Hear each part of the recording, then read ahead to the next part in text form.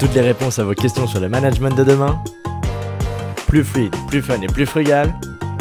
C'est FAQ présenté par Fred sur FCube. Allez, bonjour à toutes et à tous, bienvenue dans cette émission, cette nouvelle émission de FAQ, toujours en compagnie de Frédéric. Bonjour Fred. Salut Tom. Ça va bien, la forme? La pleine forme, et toi? Eh ben écoute, à fond, encore aujourd'hui pour parler des outils du management de demain. Et aujourd'hui on répond à la question de Isabelle qui nous a demandé quelle différence entre coopération et coordination. Merci Tom et merci Isabelle, c'est parti pour cette question. Alors je vais m'appuyer pour répondre sur les travaux de Philippe Van den Bulk qui m'a inspiré ces quelques éléments et je le remercie pour cet éclairage. Alors la différence entre collaboration, coordination, coopération, qu'est-ce qu'on peut en dire? Premièrement, c'est que, on va refaire un tout petit peu d'étymologie latine, on est après le bac, peut-être que ça va rappeler des souvenirs à certains. Collaboration, c'est collaborer, c'est faire un travail ensemble. C'est-à-dire que dès qu'il y a au moins deux personnes qui travaillent ensemble, il y a collaboration. Par contre, on peut distinguer deux types de collaboration. La coopération et la coordination. La coordination, en fait, c'est l'action de coordonner des actions ensemble.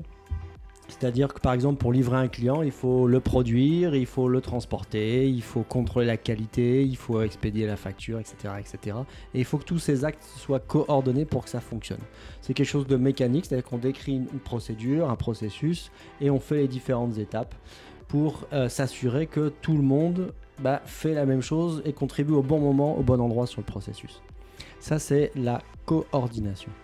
La deuxième chose, ça s'appelle donc la coopération et ça arrive parce que en permanence, nos processus de coordination ne fonctionnent pas. Il y a des aléas en permanence. Il peut y avoir une panne, il peut manquer quelqu'un, il y a une commande qui doit être livrée plus tôt que prévu ou en retard, etc., etc. Donc il faut s'ajuster.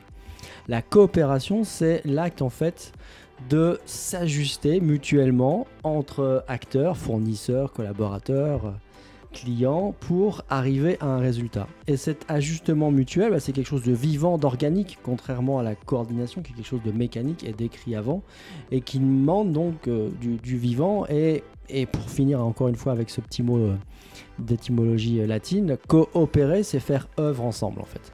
Et la coopération, c'est cette capacité à s'ajuster autour d'un projet et d'un but commun. Voilà donc les différences qu'on peut faire entre coordination et coopération. Et alors dans le management de demain, on a besoin de plus en plus de coopération parce que on sait coordonner. On a vu avec tous les processus qualité, l'ISO 9001, etc., etc. L'automobile notamment aussi a beaucoup structuré le fonctionnement des entreprises. Donc on sait se coordonner. Mais dès que ça bouge un petit peu, qu'il y a des aléas, et il y en a de plus en plus maintenant dans ce monde de plus en plus complexe, on a beaucoup de mal à s'ajuster. Et donc il faut non pas supprimer la coordination, mais mettre de plus en plus de coopération et trouver des espaces de liberté pour pouvoir coopérer ensemble dans des entreprises qui sont généralement trop coordonnées et pas assez coopérantes. D'accord, donc si je comprends bien, en fait, la coopération, c'est un besoin de plus en plus important, en fait. Et ok, il faut répondre en entreprise, mais ça a l'air plutôt évident, non? Enfin, c'est quelque chose plutôt de naturel, la coopération et l'entraide, non? Si on se réfère à ce que dit donc François Dupuis, un sociologue des entreprises, c'est pas si évident que ça en fait. Si on demande à quelqu'un, est-ce que tu as envie de coopérer dans ton équipe, naturellement, on va dire oui. Mais c'est une compréhension intellectuelle.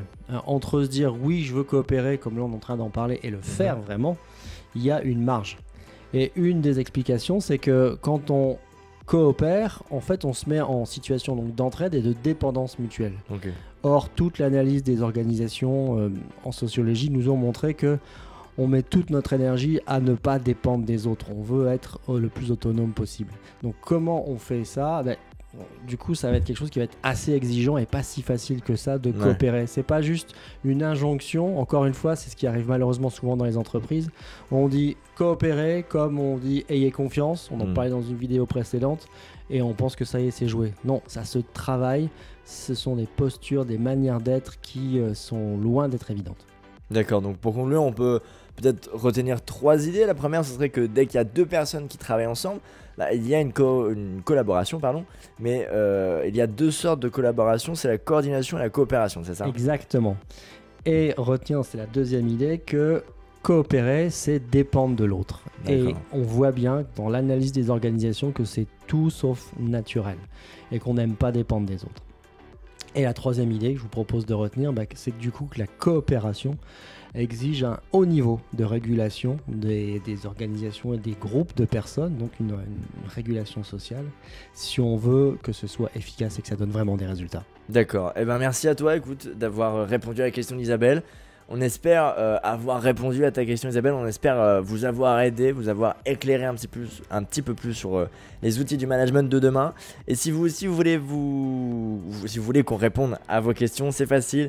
Sur le Twitter ou sur le site fcube-lab.com ou directement dans les commentaires. Je vous propose de vous abonner directement pour voir plus d'informations et d'informations sur les outils du management de demain. Merci à toi, Frédéric. Merci à toi, Tom. À bientôt, ciao.